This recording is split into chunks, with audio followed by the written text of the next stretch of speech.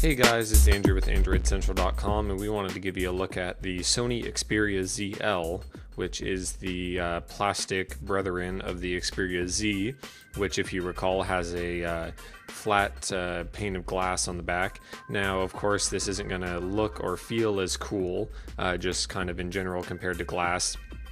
It does give you more color options. We obviously have this nice deep red version, which is very nice to look at, but it also gives you a little bit better feel in the hand because it is kind of curved and soft. And it also, of course, is a little more durable than glass. But we're going to go ahead and take a look around the device here, starting on the right side, where you get a volume rocker up at the top and this circular power button that is pretty much dead center in the middle of the device. And it may seem a little low at first, but considering that we have a 5-inch screen here, right where you put your hand, it's kind of either going to be on your middle finger or maybe your index finger if you grip it all the way on the side, and it makes it very easy to hit the button. And because it sticks out nicely and is nice and tactile, we actually really like it. Farther down you get a dedicated camera key, which of course launches the camera when you push it, and it's also a dual stage camera key where you can push once to focus and then follow through to take the shot, and that's really nice. And we just don't see that many dedicated camera keys nowadays. It's kind of a welcome addition. Around the bottom here we get pretty much nothing, except for you'll notice a little hole to put a lanyard which follows through on the other side of the corner. So it's kind of a cool design. If you look very closely, you can see all the way through. Nothing else on this shiny left side except for a micro USB port up at the top, and then a headphone jack there. Around the back, this plate is not removable, but just this very little bottom part is. We'll get to that in just a second. First, up at the top, you have a 13 megapixel Sony Exmor-R camera sensor with an LED flash and a secondary microphone, and of course the speaker as well.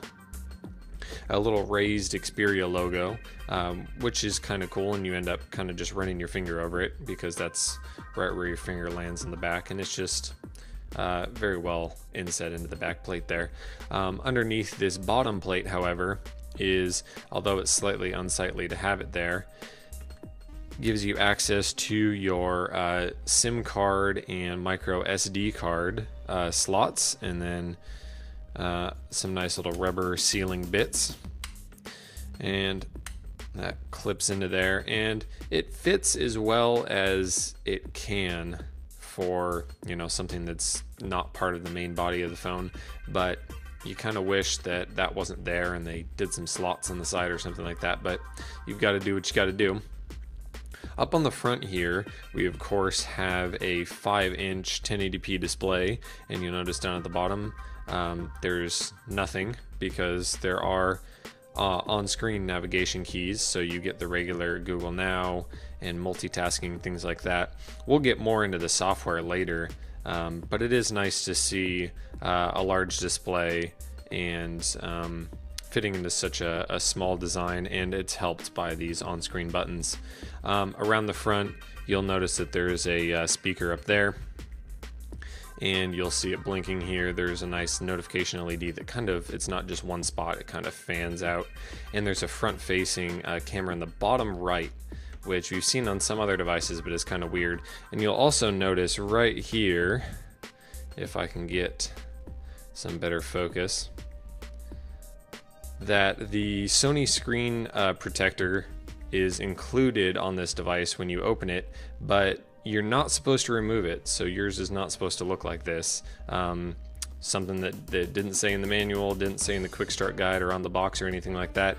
Do not try to remove this screen protector. It helps the screen be more scratch and shatterproof and is not meant to be removed, so don't pull up on that.